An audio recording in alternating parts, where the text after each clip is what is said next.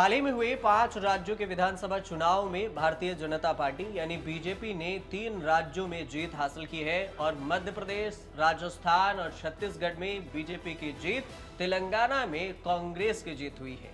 और इससे कुल मिलाकर अगले साल होने वाले लोकसभा चुनाव को लेकर भी कयासबाजी तेज हो गई है।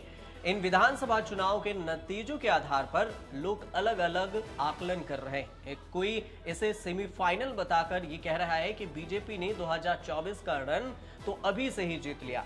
ऐसा भी मानने वाले लोगों की संख्या काफी है जिन्हें लगता है कि विपक्ष का Indian national developmental exclusive alliance यानी इंडिया गठबंधन बीजेपी की विजय यात्रा पर रोक लगा देगी।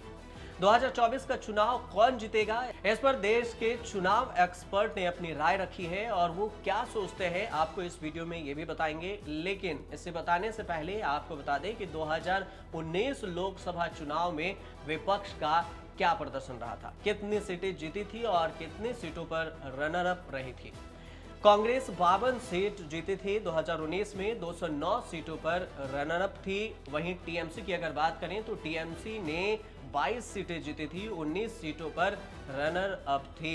वहीं पर डीएमके पार्टी की अगर बात करें तो डीएमके ने 24 सीटें जीती थी, लेफ्ट 5 सीटों पर जीत दर्ज की थी, वहीं 17 सीटों पर रनर अप थी। सपा समाजवादी पार्टी की अगर बात की जाए तो 5 सीटें जीती थी, 31 सीटों पर रनर अप थी। और एनसीपी की बात करें, शरद पवार की पार्टी एनसीपी है, एनसीपी की बात करें तो 5 सीटें जीती थी जिसमें 15 सीटों पर रनर अप थी। जेडीयू 16 सीटें जीती थी जिस पर 1 सीट पर रनर अप थी। जेएमएम की बात करें तो सिर्फ 1 सीट पर जीत दर्ज कर सकी थी, 3 सीटों पर रनर अप थी। वहीं आम आदमी पार्टी की अगर बात की जाए 2019 लोकसभा चुनाव में प्रदर्शन को लेकर तो 1 सीट ही जीत सकी थी, 2 पर रनर अप की ही थी। इंडिया गठबंधन की अगर बात की जाए कि इंडिया गठबंधन सीट शेयरिंग के बाद 2024 लोकसभा चुनाव में कहां-कहां किस पर भारी पड़ सकता है और कौन से सियासी दल हैं जो आगे बढ़ सकते हैं। देश के वरिष्ठ 4 चुनाव एक्सपर्ट ने 2024 के लोकसभा चुनाव पर अपने अपने विचार दिए हैं। एक्सपर्ट ने बताया कि 3 राज्यों में बड़ी जीत के बाद बीजेपी की स्थिति पहले से और भी मजबूत हुई है, लेकिन ये जरूरी नहीं है कि ये प्रदर्शन 2024 में भी कायम रहे। उन्होंने ये भी कहा कि इस हार के बाद कांग्रेस और बीजेपी अपनी अपनी तैयारियों में लग चुकी है और हमें उसको कम नहीं आंकना चाहिए। तो आप पहले संदीप शास्त्री का वो बयान सुन लीजिए। मोदी जी का नेतृत्व तो स्पष्ट उनका एक पात्र तो है ही। महिला वोट का एक बहुत ही इम्पोर्टेंट रोल होगा। एक मजबूरी की बात भी, कोई और नहीं है तो इनको देना ही पड़ेगा। और चौथी बात, अब जनवरी में जो देश में शायद एक प्रमुख विषय होगा, मंदिर का विषय, सो ये 3 मोदी, मंदिर, महिला और मजबूरी, मुझे लगता है 4 महीने के बाद के चुनाव में इसके आप नतीजा देखिए। 4 बातों का जिक्र संदीप शास्त्री ने किया जिस पर मोदी का मैजिक चल सकता है। उसमें पहली बात कि महिला वोट, और दूसरी मजबूरी, और तीसरा राम मंदिर का मुद्दा भी उठ सकता है। उन्होंने 2024 के चुनाव को 5 राज्यों जैसे बिहार, महाराष्ट्र, कर्नाटक, उत्तर प्रदेश और पश्चिम बंगाल पर ध्यान देने की भी बात कही, जहां लोकसभा की 238 सीटें हैं। इन्हीं 5 राज्यों में जिस तरह का नतीजा रहेगा वही डिसाइड करेगा कि बीजेपी एनडीए पिछली बार के पास पहुंचती है, आगे जाती है या फिर पीछे रह जाती है। एक्सिस माई इंडिया के प्रदीप गुप्ता ने बताया कि इन राज्यों के नतीजों के बाद बीजेपी पहले से और भी बेहतर नजर आ रही है। कुछ फार्मूला है, समीकरण है जो प्रदीप गुप्ता ने, एक्सिस माई इंडिया के संस्थापक हैं, उन्होंने 2024 लोकसभा चुनाव को लेकर जारी किया है, उन्होंने बताया है, तो वो भी आप सुन लीजिए। राहुल, मेरा ऐसा मानना है 3 ही विषय होते हैं, दावे, वादे और इरादे। बस इन तीनों के इर्द गिर्द सारा का सारा कोई भी चुनाव हो, कहीं पर भी हो, उससे निर्धारित होता है। अब क्या वर्तमान परिस्थिति है अपोजिशन की, कहाँ कहाँ एक उम्मीदवार हो सकता है, उसकी मैंने गणना की हुई है और मैं कोशिश करता हूं बताने की। 168 सीट ऐसी हैं कि जिसमें वर्तमान राजनीतिक स्थितियों को देख के लग रहा है कि यहाँ पर तो सामंजस्य बनता दिख रहा है एक कैंडिडेट दे पाने के लिए। वो है बिहार, झारखंड, तमिलनाडु, पौंडीचेरी की एक सीट ले लीजिए, महाराष्ट्र, कर्नाटका, JNK और लद्दाख, बस। अभी आ रहा हूं मैं। ये हो गई 168 सीटें, जिनके ऊपर ऐसा लग रहा है कि स्थिति बनती नजर आ रही है। उसके बाद है 88 सीट्स जो अभी असमंजस की स्थिति में, वो है वेस्ट बंगाल। क्या लेफ्ट पार्टी भी इनके साथ सीट शेयरिंग में शामिल होगी या वो एक अलग चुनाव लड़ेगी? ये एक बहुत बड़ा प्रश्न है। उसके बाद है पंजाब, दिल्ली और गुजरात। यहां पे आम आदमी पार्टी है तीसरी पार्टी के तौर पर। तो क्या यहां पे स्थिति बनेगी एक उम्मीदवार देने की? तो ये कुल मिला के 88 सीट्स हैं। तो ये 88 और वो 168, ये मिला के होती है 230।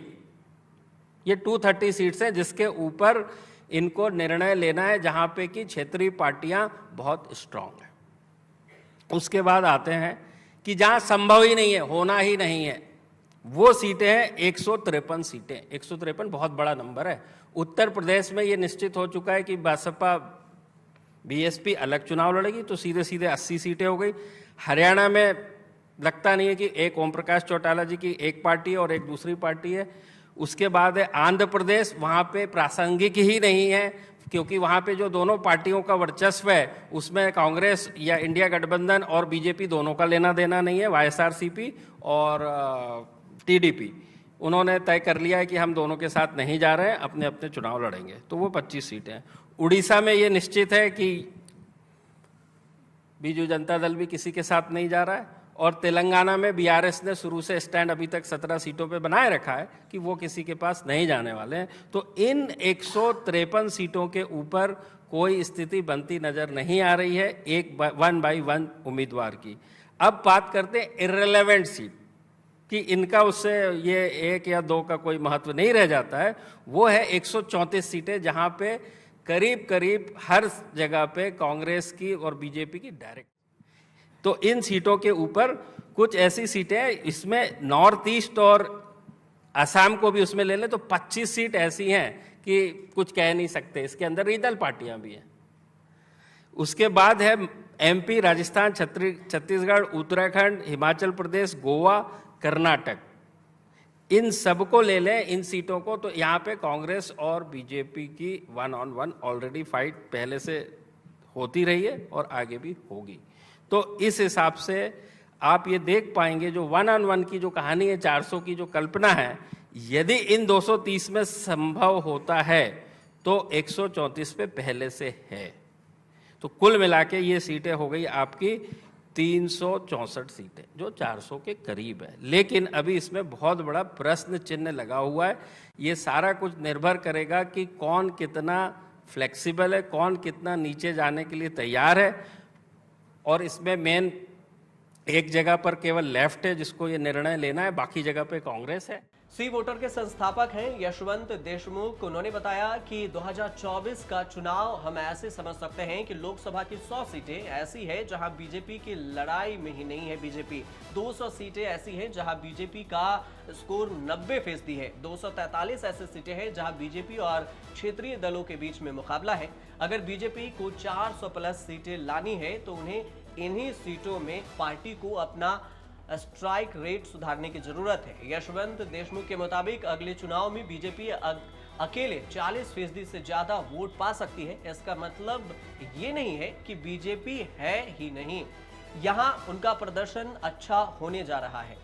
इसका मतलब ये भी है कि BJP यहां जीतने जा रही है, और जिन राज्यों में BJP जीत सकती है उनमें मध्य प्रदेश, राजस्थान, हरियाणा, ऐसी जगहों पर पार्टी के प्रदर्शन में और भी इजाफा होने की उम्मीद है, और ये एक्सपर्ट का भी मानना है। 40 सीट आपकी तमिलनाडु और पुडुचेरी, 20 सीट केरला, 25 सीट आंध्रा, और मिला मिलू के आप देखेंगे 100 सीटें हैं ब्लॉक राउंड अबाउट, ताकि दिमाग में आपके नंबर बता रहे। 100 सीटें ऐसी जहां BJP लड़ाई में ही नहीं है, कोने कीजिए। 200 सीटें ऐसी जहां पे कांग्रेस वर्सेस BJP की सीधी टक्कर है। बॉल पार्क बता रहा हूं, कोई आपको 189 बताएगा, कोई 191 बताएगा, कोई 180, मैं 200 नंबर आपको बता रहा हूं।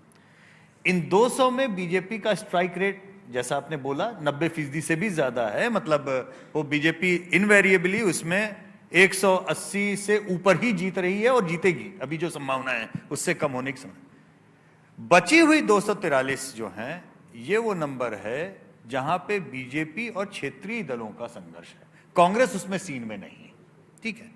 अब इस 243 में बीजेपी का स्ट्राइक रेट कितना हो कि वो 400 का आंकड़ा क्रॉस करे, ये आपने सोचने समझने की बात है। मतलब ये है बीजेपी का कांग्रेस के अगेंस्ट जो स्ट्राइक रेट है, वो स्ट्राइक रेट बीजेपी उन 243 जो क्षेत्रीय दलों के साथ में उसकी लड़ाई है उस पर अगर रेप्लिकेट करती है तो 400 का आंकड़ा पार हो सकता है। CS डेस्क के प्रोफेसर संजय कुमार ने बताया कि पीएम मोदी की लोकप्रियता कितनी है। लोकप्रियता के बारे में बताया कि लोकप्रियता से भी उनके वोट बैंक पर असर पड़ेगा और उन्होंने कहा कि यह स्पष्ट है कि पीएम मोदी की छवि देश ही नहीं बल्कि पूरी दुनिया में लोकप्रियता के मामले में आगे है। उन्होंने आगे ये भी कहा कि अगर हम पिछले 20 सालों को भी देखें तो इतने लंबे समय तक इतनी पॉपुलैरिटी किसी भी नेता को नहीं मिला है, जबकि पीएम मोदी उसमें सबसे नंबर 1 पर है। नरेंद्र मोदी का काम कैसा है, तो ये अपने आप में एक एंडोर्समेंट है कि प्रधानमंत्री नरेंद्र मोदी सचमुच पॉपुलर हैं। देश में भले ही उनके बारे में आप ऊपर नीचे ओपिनियन करते रहें, लेकिन एक इंटरनेशनल सर्वे और वो लगातार जिस आंकड़े का आपने जिक्र किया, वो लगातार उनकी पॉपुलैरिटी तकरीबन 70-75% के आसपास दिखा रहा है। ये इस बात का एक तरह से सूचक है कि प्रधानमंत्री नरेंद्र मोदी सचमुच काफी पॉपुलर है। आप पिछले 20 साल के राजनीतिक इतिहास को देखें, दुनिया में अलग अलग देशों में भी देखें, तो इतना कांस्टेंट पॉपुलैरिटी की कभी भी डिप नहीं। एक बार आपने उन आंकड़ों में दिखाया, एक बार वो मामूली डिप है 10-12% का, बट वो एपिसोडिक था, कोविड का समय था, लेकिन कांस्टेंट पॉपुलैरिटी एक इंडिविजुअल की, एक प्राइम मिनिस्टर के रूप में कांस्टेंट पॉपुलैरिटी पिछले 20 साल में तो किसी दुनिया में किसी लीडर की इतनी पॉपुलैरिटी मुझे दिखाई नहीं पड़ी।